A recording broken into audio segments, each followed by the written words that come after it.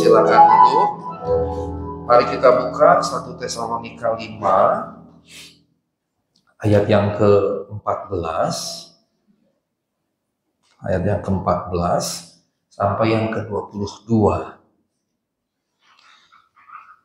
1 Tesalonika 5 ayat 14 sampai 22.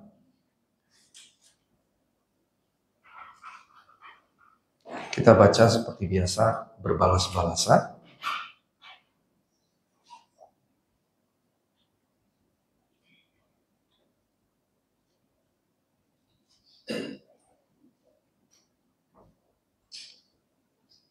Saya baca ayat yang ke-14 dan yang genap, Ibu Bapak yang ke-15 dan yang ganjil. Sudah ditayangkan? Baik, mari kita mulai. Kami juga menasihati kamu, saudara-saudara, tegurlah mereka yang hidup dengan tidak tertib. Hiburlah mereka yang tawar hati, belalah mereka yang lemah. Sabarlah terhadap semua orang. Perhatikanlah supaya jangan ada orang yang membalas jahat dengan jahat, tapi usahakanlah senantiasa yang baik kepada kamu masing-masing dan terhadap semua orang. Bersukacitalah senantiasa. Tetaplah berdoa. Mengucap syukurlah dalam segala hal, sebab itulah yang dikehendaki Allah di dalam Kristus Yesus bagi kamu. Janganlah merendahkan Dan janganlah anggap rendah nubuat-nubuat. Jauhkanlah dirimu dari segala kejahatan. Volumenya mungkin dikecilin ya, dikecilin saja sedikit. Baik, Ibu Bapak, temanya difokuskan pada ayat 15 hari ini, nanti sore juga. Perhatikanlah supaya jangan ada orang yang membalas jahat dengan jahat, tapi usahakanlah senantiasa yang baik terhadap kamu masing-masing dan terhadap semua orang. Ini jadi tema kita hari ini. Dan ini sebetulnya bukan khas Paulus ya. Kita tahu ini ajaran Tuhan Yesus kan. Janganlah membalas kejahatan dengan kejahatan, tetapi balaslah kejahatan dengan kebaikan. Itu ajaran Tuhan. Dan kemudian kalau kita ingat bagaimana Tuhan mengajarkan tentang kasih, secara positif dikatakan kasihilah Tuhan Allahmu dengan segenap hati, jiwa, akal budi, kekuatan. Dan ini sebetulnya dikutip dari Perjanjian Lama ya. Kita sudah baca di grup WA baca Alkitab rutin harian, kita menemukan ayat itu. Jadi Yesus sebetulnya dalam hal mengajarkan kasih bukan mengajarkan sesuatu yang sepenuhnya baru, tetapi justru mengambil dari Perjanjian Lama, dan Yesus menunjukkan sebetulnya Perjanjian Lama core-nya adalah kasih. Sehingga sebetulnya Tuhan mau berkata bahwa dari segala peraturan yang perlahan di bilangan, di imamat kita baca berbagai macam peraturan, Tuhan mau berkata bahwa core dari semua Taurat itu adalah kasih. Secara positif ada dua sisi, kasih kepada Allah, mengasihi dengan segenap hati, jiwa, akal budi, dan kekuatan. Kemudian kasih kepada sesama. Nah, Tuhan kemudian memberikan semacam penjelasan yang lebih jauh. Kalau Tuhan berkata di Perjanjian Lama dikatakan mata ganti mata, gigi ganti gigi. Tetapi Tuhan berkata tidak demikian. Aku berkata kalau orang lain berbuat jahat, maka kita tidak boleh membalas yang jahat dengan yang jahat, melainkan dengan kebaikan. Sehingga sebetulnya Tuhan mau memurnikan Tuhan mau memurnikan konsep kasih dalam PL. Jadi bukan hanya mengasihi orang yang baik kepada kita, bukan hanya mengasihi orang yang mengasihi kita, tetapi juga mengasihi orang yang jahat kepada kita. Bahkan di bagian yang lain firman Tuhan bilang begini, kalau engkau berbuat baik pada orang yang berbuat baik padamu, apa hebatnya, kata Tuhan. Dan ini jadi hal yang inti dari apa yang menjadi ajaran Tuhan, sekaligus menjadi perkara yang sukar sekali. Kalau orang berbuat baik sama kita balas dengan berbuat baik, gampang kan? Gampang banget gitu. Tapi kalau orang menjahati kita, ya, berbuat jahat secara fisik, berbuat jahat secara mental, memfitnah kita, memperkatakan hal-hal yang buruk tentang kita, Dan saya termasuk sosok yang cukup sering mendapatkan perkataan-perkataan negatif, perkataan buruk, perkataan fitnah. Yang kadang-kadang saya bingung, apa ya sebabnya? Kenapa saya diperkatakan begitu? Bukannya mau membalas dengan yang jahat, bukan. Tapi ketika saya mencoba mencari, mengapa ya dia berkata jahat tentang saya? Apa ya sebabnya? Cukup banyak yang sampai sekarang saya nggak temukan gitu. Kadang-kadang saya berpikir, what did I wrong gitu? What did I do wrong? Apa yang salah yang aku perbuat begitu? Dan ketika misalnya kita mendapatkan begitu, itu baru yang benar. Kata Tuhan, kalau kita berbuat baik sama orang yang berbuat baik pada kita, apa hebatnya? Jadi Tuhan mau bilang begini, kalau kita berbuat baik sama orang yang berbuat jahat pada kita, di situ baru hebat. Di situ baru hebat. Mengapa di situ baru hebat? Karena ketika kita melakukan itu, kita melawan diri kita sendiri. Kalau orang pukul kita, Jordan yang sempat jadi atlet tinju, Theodore yang sempat atlet taekwondo, saya juga pernah belajar taekwondo sampai ban hijau. Maka dalam dunia bela diri, kalau kita dipukul kan kita nangkis kan? Habis menangkis, balik kan begitu kan? Kan gitu. Dan itu sebetulnya nature-nya kita gitu. Itu adalah kodratnya kita. Ketika orang pukul kita tangkis, kita tidak ingin dilukai, tapi kemudian kita langsung balas gitu. Dalam bela diri manapun demikian. Bahkan dalam banyak dunia bela diri, martial arts gitu ya, ternyata silat, ini saya juga baru tahu, ternyata silat itu termasuk bela diri yang paling mematikan. Paling mematikan. Nah dalam banyak bela diri, misalnya di taekwondo, ada hal-hal yang tidak boleh kita lakukan. Tidak boleh. Tidak boleh. Misalnya mata, ini nggak boleh kita hajar begitu. Kalau laki-laki maaf kata kelamin, itu tidak boleh dihajar. Tapi di silat ternyata ada jurus-jurus yang menghajar mata, menghajar bagian lain kepala, bahkan kemudian alat kelamin laki-laki. Karena tujuan silat yang paling penting adalah secepat mungkin mengalahkan orang. Dalam ilmu silat, dalam bela diri silat, secepat mungkin mengalahkan orang. Saya pernah membaca gitu daftar bela diri yang paling mematikan. Ternyata salah satunya silat. Karena itu tadi, nggak ada larangan gitu. Nggak ada larangan yang tidak bisa diserang. Semua bisa gitu. Nah kalau laki-laki paling gampang, sekali pukul apa yang bisa menjatuhkan? Selangkangan gitu. Tendang saja selangkangan. Tapi di bela diri taekwondo misalnya, itu nggak boleh. Nggak boleh kita menendang selangkangan laki-laki lawan kita. Nggak boleh sama sekali. Bagian-bagian yang berbahaya sekali pukul bisa membuat orang rebah bahkan pingsan. Misalnya bagian sini misalnya. Itu di taekwondo nggak boleh. Di silat justru itu. Justru titik-titik yang mematikan supaya cepat. Nah intinya adalah bela diri itu sebetulnya menekankan bahkan memperbesar naluri kita untuk membalas begitu.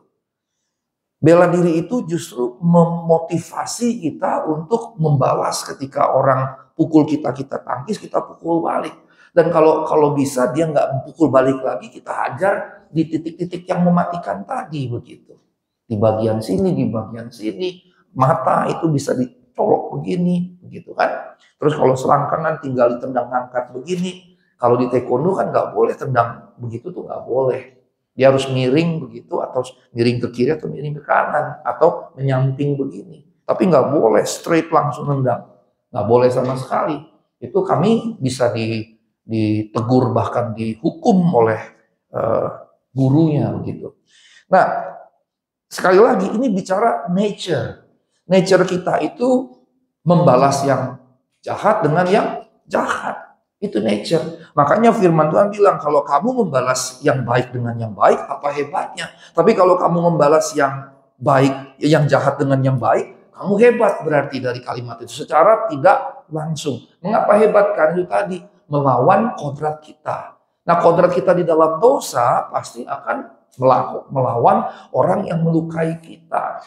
Nah karenanya berarti kekristenan itu berarti berbicara mengenai melawan kodrat dosa. Kemarin saya habis ibadah WPI di sini, saya ke GKI Puri Indah dan mereka meminta dan cukup banyak GKI yang meminta saya berbicara selain hermeneutika, tafsir segala macam itu dunia roh. dunia gaib, okultisme, dan eksorsisme. Tapi kemarin saya jelaskan dari perspektif psikologis dan saya katakan kepada mereka bahwa entah kita percaya roh jahat ada atau tidak, masuknya roh jahat yang mengganggu bahkan merasuk seseorang itu karena jiwa yang retak. Nah, dan saya katakan tiap kita itu semua punya jiwa yang retak. Hanya bedanya ada yang retaknya tipis, ada yang agak lebar, ada yang gede banget gitu. Ada yang gede banget gitu. Kalau retaknya tipis itu kayak ban bocor halus. Kalau ban bocor halus berhari-hari juga masih bisa dipakai gitu. Tapi kalau ban robek besar, sebentar saja bannya langsung flat. Kalau dipaksa bannya bisa robek, mobil juga bisa jadi rusak begitu. Nah, saya katakan bahwa setiap kita itu punya bocor halus minimal, bahkan mungkin bisa lebih besar bocornya. Apalagi kalau kebocoran itu, keretakan itu tidak ditangani. Kemalasan itu keretakan jiwa. Jangan kita berpikir kalau kita malas itu bukan retak jiwa. Apalagi kalau kita super malas gitu. Kemalasan itu retak jiwa. Saya katakan juga kepada mereka kemarin, sombong itu juga retak jiwa. Karena yang benar itu rendah hati. Maka kalau kita sombong, jiwa kita retak. Begitu. Nah, kalau tidak ditangani, makin lama makin besar. Kemalasan kalau tidak ditangani, makin lama akan makin malas. Makin lama tidak akan punya inisiatif untuk berbuat apapun. Nah, saya mau beritahu, orang yang sombong tidak akan dipakai Tuhan. Orang yang malas juga tidak akan dipakai Tuhan. Bagaimana Tuhan bisa memakainya? Disuruh bangun, nanti lagi Tuhan, tidur dulu dibangunin lagi, nanti dulu Tuhan, ntar lagi Tuhan gak bisa berkarya dengan orang-orang yang sombong, dengan orang-orang yang malas. Gimana Tuhan mau berkarya? Dia gak punya spirit di dalam kehidupannya begitu. Nah, keretakan jiwa ini yang harus kita kemudian perbaiki. Nah, tadi saya katakan sombong itu retak jiwa, kemudian malas itu retak jiwa, kemudian pendendam itu retak jiwa. Kalau lo buat jahat, gue balas gitu. Nah, rekan-rekan, kalau saya kemudian jelaskan sedikit dari aspek psikologis, karena ini penelitian bukan saya yang mengatakannya, ini Profesor William James yang dia berkata, entah roh jahat ada atau tidak, roh itu bisa mengganggu kita karena ada keretakan jiwa. Maka keretakan jiwa itu pintu masuk, entry gate bagi gangguan-gangguan roh itu. Nah, makin kita tidak tangani, retak jiwanya makin lama makin lebar. Nah, ketika dia makin lama makin lebar, dia akan makin menghasilkan persoalan demi persoalan. Jadi kalau misalnya kita sudah berulang-ulang mendengar firman, jangan sombong karena kesombongan itu retak jiwa. Kita berkata pada diri kita sendiri, Asigor jangan sombong, Asigor jangan malas, Asigor ayo rendah hati, Asigor ayo rajin, tekun, dan seterusnya. Nah, ketika kita rendah hati, Tuhan berkata akan mengangkat orang yang rendah hati, tapi justru menjatuhkan orang yang congkak. Begitu. Berlaku dalam segala aspek. Nah, saya barusan saja berbagi di grup Logos. Saya baru lihat hari ini, jadi hari ini official, tapi minggu lalu saya sudah sampaikan. Waktu saya kecelakaan kemarin itu tanggal 10, sebetulnya 10 sampai 16 Juli kemarin itu saya seharusnya dari Taiwan. Saya harusnya dari Taipei pergi ke Yunchi kalau saya nggak salah nama daerahnya. Dan saya harus presentasi makalah karena makalah saya sudah diterima. Tapi karena ada beberapa hal seperti urusan dengan kampus dan juga dengan Theodore di Jatinangor, saya tidak berangkat ke Taiwan. Saya membatalkan padahal saya sudah dapat ya sedikit beasiswa gitu untuk akomodasi dan lain-lain. Tiket pesawat masih saya tanggung. Nah, ketika saya tidak datang, rupanya di pertemuan itu saya diangkat jadi executive committee member. Dan tadi pagi saya lihat websitenya dan baru official dimasukkan di website nama saya. Dan bagi saya ini adalah kabar baik ketika 2 minggu ini saya masih bergumul dengan kecelakaan yang kami alami, tabrakan beruntun begitu, dan istri saya sempat sakit kepala beberapa hari, pundak saya juga yang mengalami inflamasi justru makin sakit begitu. Senin saya jadwal untuk disuntik supaya inflamasinya bisa berkurang begitu, dan terapis dengan dokter fisioterapi berkata ini bisa berbulan-bulan, bisa 8 bulan, bahkan setahun gitu. Jadi saya kalau ngangkat begini saya bisa dengan mudah, ini saya nggak bisa ngangkat dengan mudah. Nah ini cuma mentok begini, kalau ke belakang ini sudah sakit sekali begitu.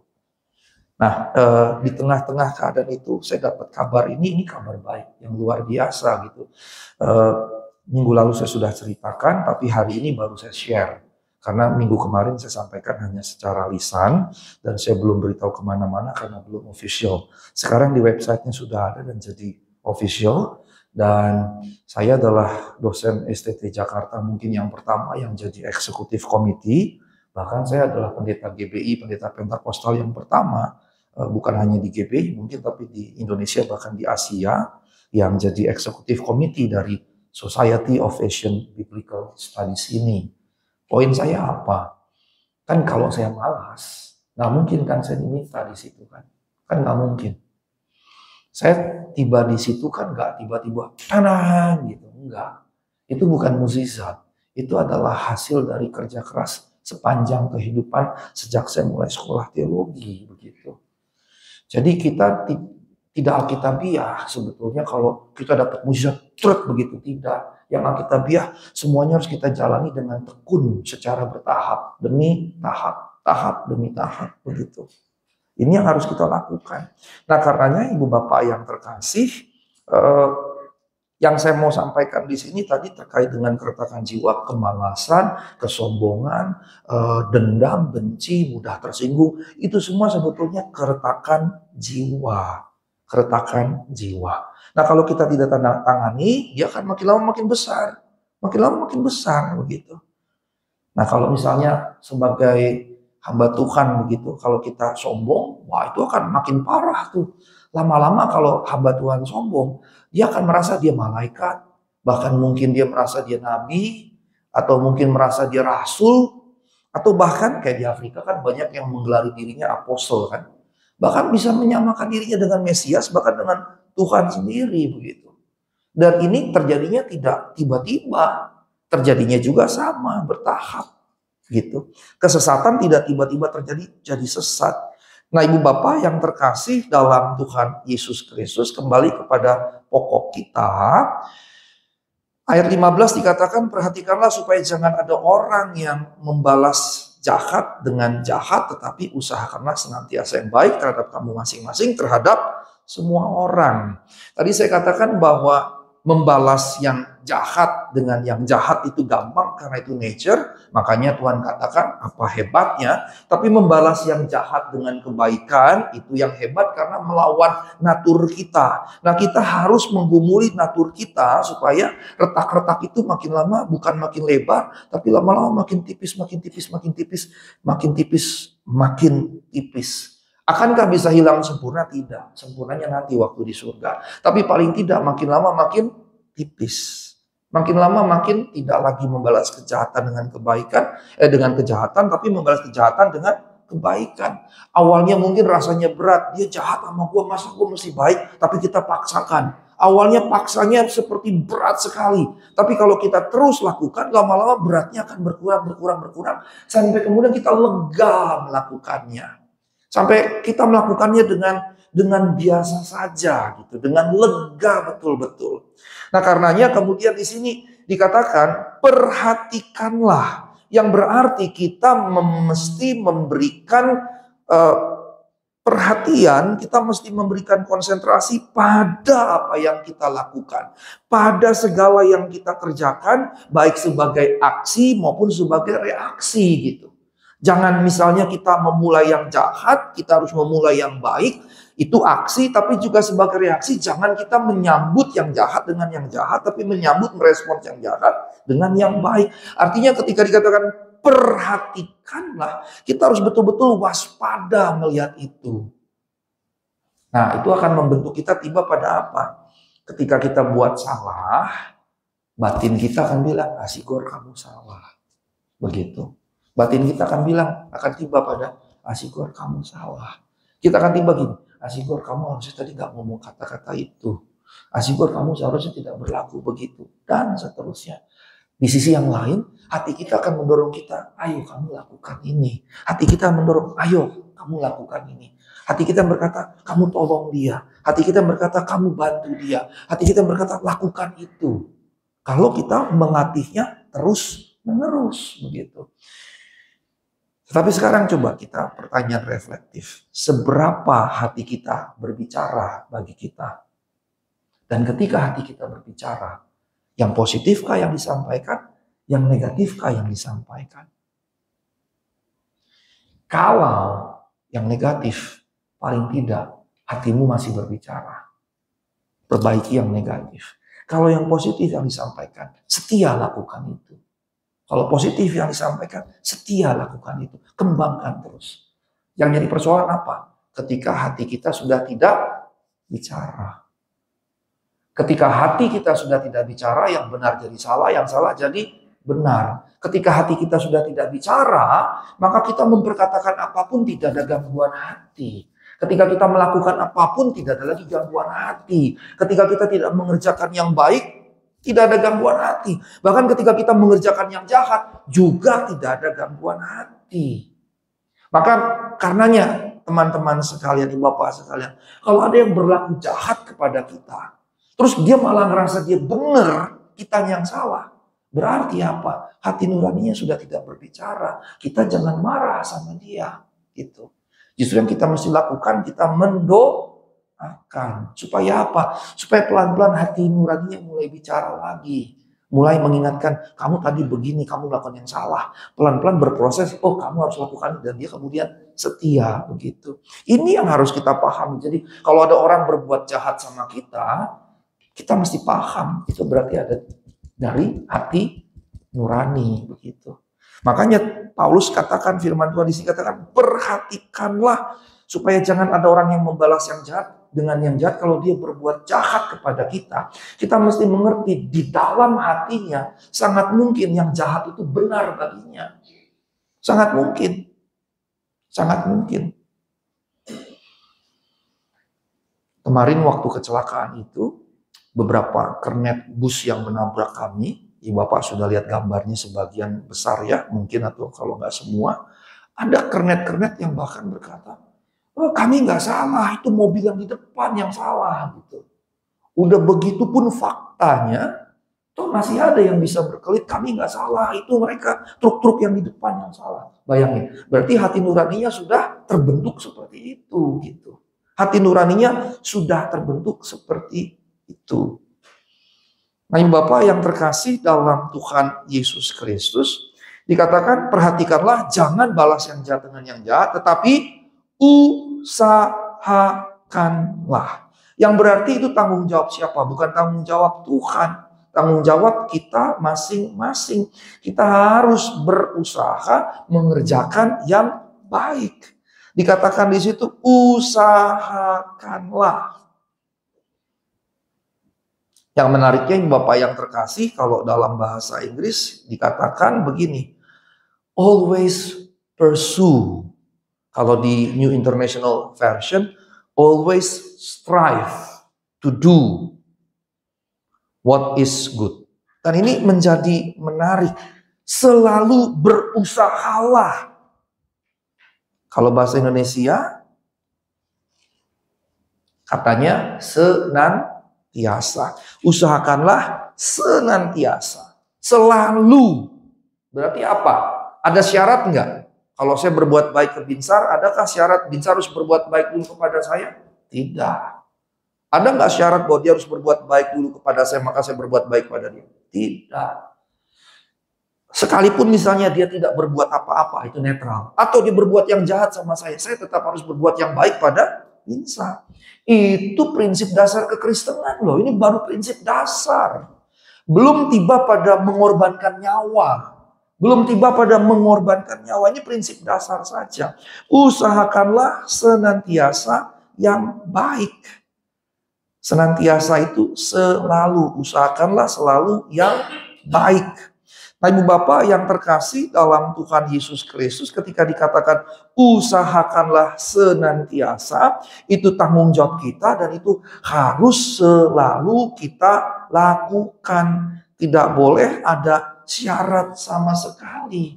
Tidak boleh ada gue baik sama dia, pokoknya kalau dia baik sama gue baik sama dia kalau dia selalu berbuat baik sama gue. Tidak ada syarat sama sekali.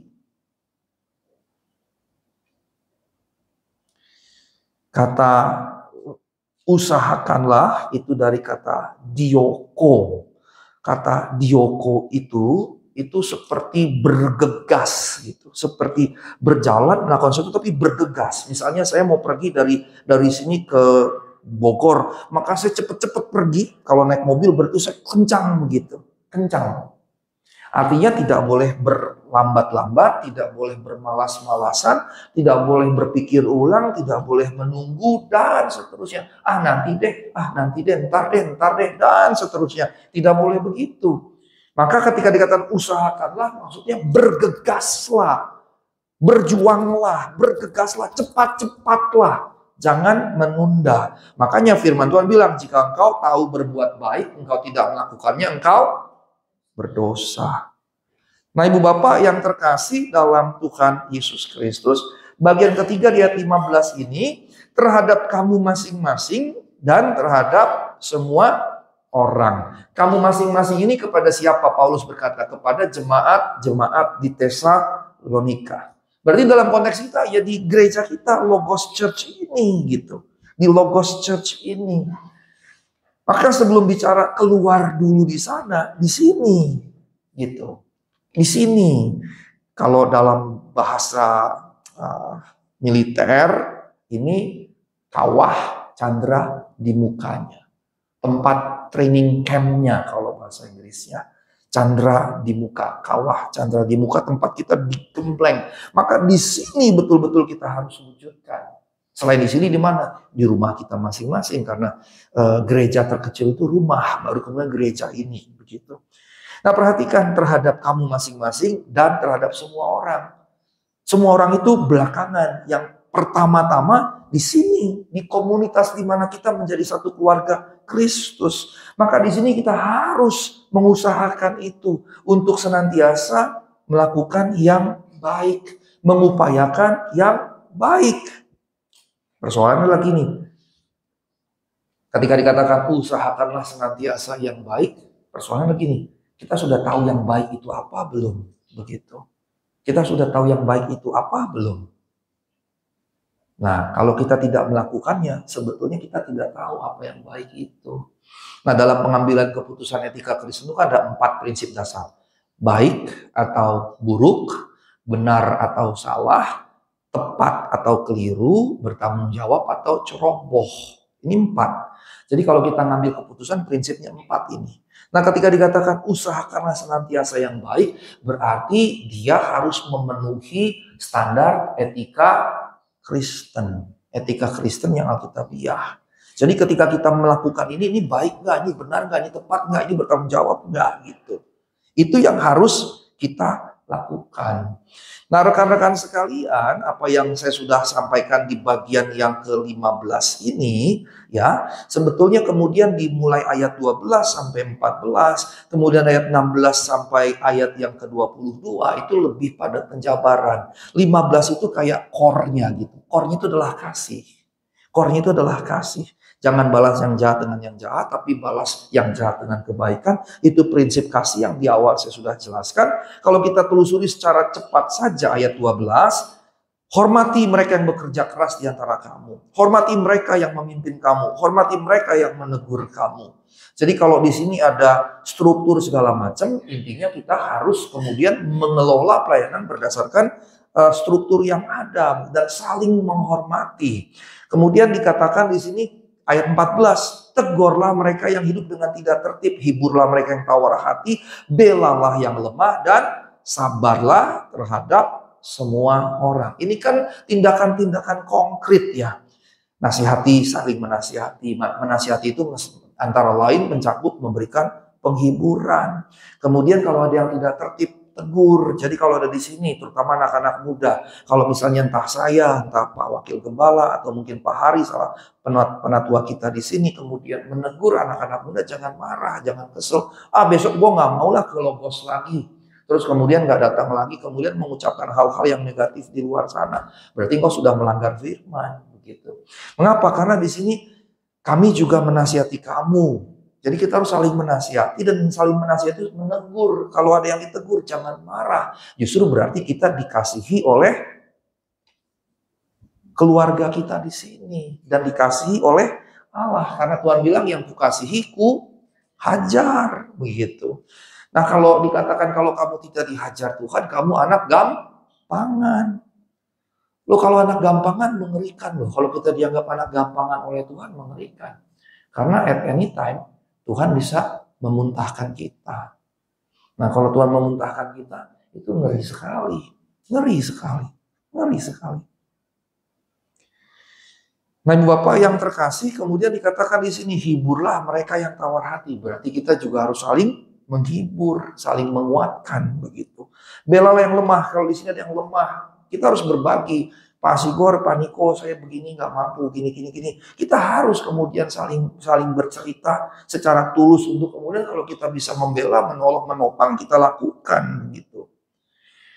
Ya, kalau secara materi kita beda-beda begitu, tetapi kecelakaan saya kemarin ketika saya di mobil itu, kanan itu mobil betul-betul nempel dengan truk seperti ini, itu kalau Tuhan tidak jagai, mobil sampai ditabrak begini, terus depannya nabrak lagi, itu nggak terangkat kebalik begini, atau nggak terguling-guling begini, itu kalau bukan Tuhan tidak mungkin.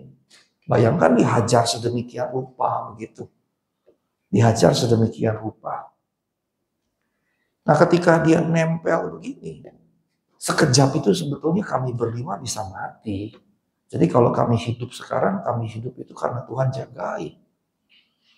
Nah, kemudian istri saya sempat bertanya, mobil gimana? Ya sudahlah, kita punya asuransi all risk premium, asuransi akan menggantikannya, bahkan towing dari Purwakarta pun akan ditanggung oleh asuransi. Yang dikeluarkan oleh asuransi jauh berkali lipat lebih banyak daripada iuran tahunan yang kami bayar, gitu. Walaupun jumlahnya juga buat kami besar, tapi buat saya lebih nyaman kalau saya punya asuransi, sehingga kalau ada apa-apa di cover oleh asuransi. Tenang saya begitu. Nah, 3 korban tidak diasuransi, babak belur mobilnya, dan dia kebingungan. Teman-teman saya kebingungan. Nah, yang saya mau sampaikan ketika itu terjadi, slip sedikit saja kami berlima mati. Istri saya nanya, mobil gimana? Saya katakan, ya udah nggak usah dipikirin mobil lah, kalau bisa diperbaiki, perbaiki. Tapi dari situ kita mengerti sekarang. Kami mengerti sekarang. Materi itu tidak boleh mengikat kita. Materi itu tidak boleh menggenggam jiwa kita.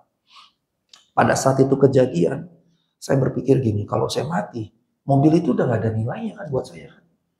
Kalau saya misalnya punya tabungan di bank, gak ada gunanya lagi buat saya. Kalau kami punya rumah, gak ada lagi gunanya buat saya. Kalau kami misalnya, gak punya ya, tapi misalnya punya sertifikat berharga, deposito besar, dolar, euro, segala macam. Misalnya katakanlah kami punya itu semua. Kalau sudah mati, berguna? Gak ada gunanya lagi. Kalau misalnya Theo masih hidup, kami yang mati masih jadi warisan buat Theo. Tapi kalau kami berlima kemarin itu mati semua, benar-benar gak ada nilainya sama sekali. Nah, dari situ kemudian saya makin berpikir, saya gak boleh terikat dengan materi. Dan itu makin saya push keluar gitu.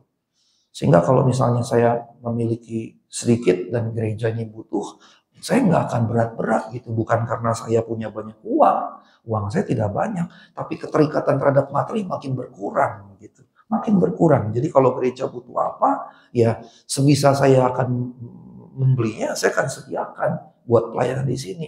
Mengapa? Karena sekaligus berbagi saja ya. Gereja ini, gedung ini Tuhan sediakan. Itu kan bukan karena kekuatan kita ya. Ini kan karena pertolongan Tuhan. Tuhan yang menyediakannya. Dan sejak kita mendapatkan ini teken kontrak di notaris. Bahkan sebetulnya sejak donatur kita berkata dari saya 200 juta. Di situ saya mengerti. Saya harus habis-habisan di Logos Church ini. Ini memang perkenanan Tuhan. Tuhan berkenan di sini. Saya layani betul-betul di sini. Dan kemarin waktu WBI saya katakan Tuhan pergi ke Tirus dan Sodon demi menyelamatkan satu anak yang dirasuk setan, anak dari perempuan Sirofenisia. Tuhan pergi ke Tirus dan Sidon cuma demi satu perempuan, dia balik lagi gitu. Bayangkan, dia pergi ke luar negeri karena itu di luar Israel. Dia bukan orang Yahudi. Gadara Gerasa juga gitu. Tuhan nyebrang danau yang kadang-kadang ada ombak segala macam. Cuma demi menyelamatkan satu orang, atau versi Matius 2 orang di Gadara Gerasa. Terus habis itu Tuhan balik lagi. Balik lagi, nyebrang lagi. Yang saya lihat adalah gini. Betapa satu jiwa itu berarti buat Tuhan.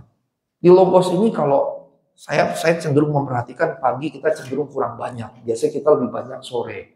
Sekitar beberapa bulan ini saya memperhatikan kulturnya kita itu sore cenderung lebih banyak dibandingkan pagi hari begitu.